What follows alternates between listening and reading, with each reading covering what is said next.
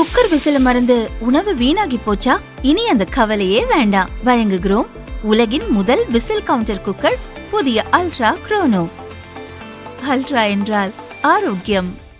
தமிழக கர்நாடக எல்லையை ஒட்டி காவிரி ஆற்றின் குறுக்கே மேகதாது அணை கட்டும் முயற்சியில் கர்நாடக அரசு தீவிர நடவடிக்கை மேற்கொண்டுள்ளது.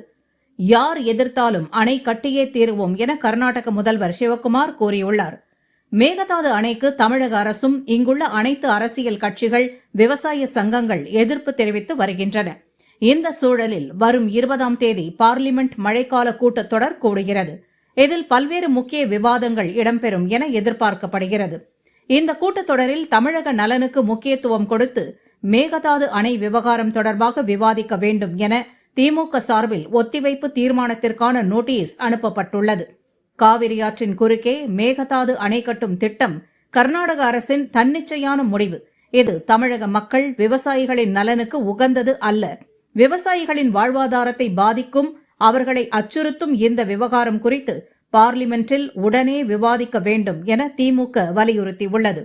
திமுக எம்பி TR பாலு சார்பில் லோக்சபாவுக்கும், திருச்சி சிவா சார்பில் ராஜ்யசபாவுக்கும் ஒத்திவைப்பு தீர்மான நோட்டீஸ் அனுப்பப்பட்டுள்ளது.